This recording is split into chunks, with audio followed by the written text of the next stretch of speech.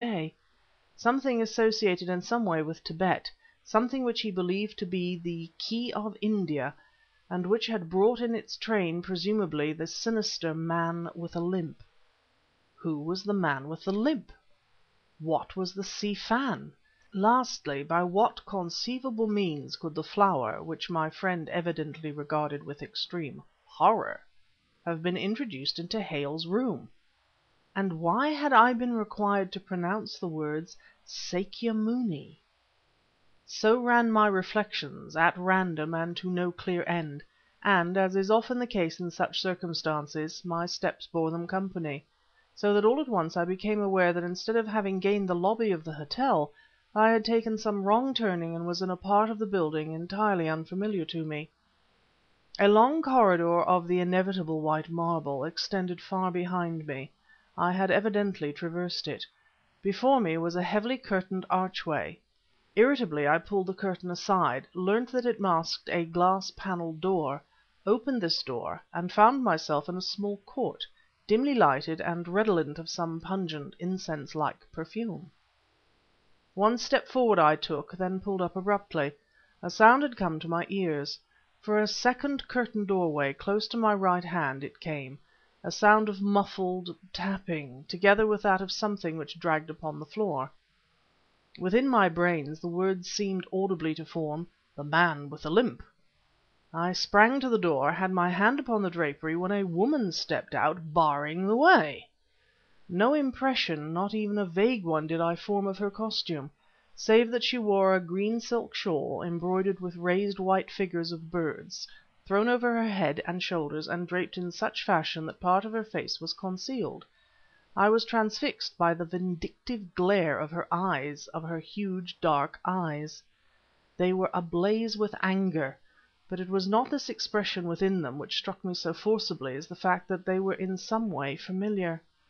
Motionless, we faced one another. Then "You go away," said the woman, at the same time extending her arms across the doorway as barriers to my progress. Her voice had a husky intonation. Her hands and arms, which were bare and of old ivory hue, were laden with barbaric jewelry, much of it tawdry silverware of the bazaars. Certainly she was a half caste of some kind, probably a Eurasian. I hesitated.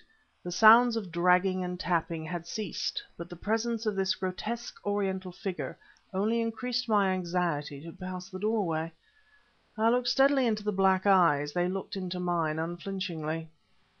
"You go away, please," repeated the woman, raising her right hand and pointing to the door whereby I had entered. "These private rooms. What you doing here?" Her words, despite her broken English, served to recall to me the fact that I was, beyond doubt, a trespasser. By what right did I presume to force my way into other people's apartments? "There is someone in there whom I must see," I said, realizing, however, that my chance of doing so was poor. "You see nobody," she snapped back uncompromisingly. "You go away." She took a step toward me, continuing to point to the door. Where had I previously encountered the glance of those splendid, savage eyes? So engaged was I with this taunting partial memory, and so sure, if the woman would but uncover her face, of instantly recognizing her, that still I hesitated. Whereupon, glancing rapidly over her shoulder into whatever place lay beyond the curtained window, she suddenly stepped back and vanished, drawing the curtains to with an angry jerk. I heard her retiring footsteps, then came a loud bang. If her object in intercepting me had been to cover the slow retreat of someone, she had succeeded. Recognizing that I had cut a truly sorry figure in the encounter, I retraced my steps. By what route I ultimately regained the main staircase I have no idea, for my mind was busy with that taunting memory of the two dark eyes looking out from the folds of the green embroidered shawl. Where and when had I met their glance before?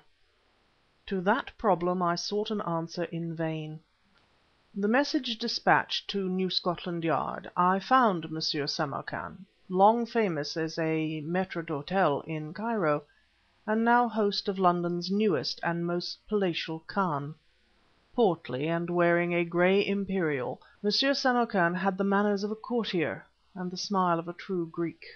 I told him what was necessary and no more. desiring him to go to suite 14A without delay and also without arousing unnecessary attention. I dropped no hint of foul play, but M. Samarkan expressed profound and professional regret that so distinguished, though unprofitable, a patron should have selected the New Louvre, thus early in its history, as the terminus of his career. "By the way," I said, "have you Oriental guests with you at the moment?" "No, monsieur," he assured me. "Not a certain Oriental lady?" I persisted. M. Samarkan slowly shook his head. "Possibly monsieur has seen one of the ayahs? There are several Anglo-Indian families resident in the New Louvre at present." An ayah? It was just possible, of course. Yet... Chapter 4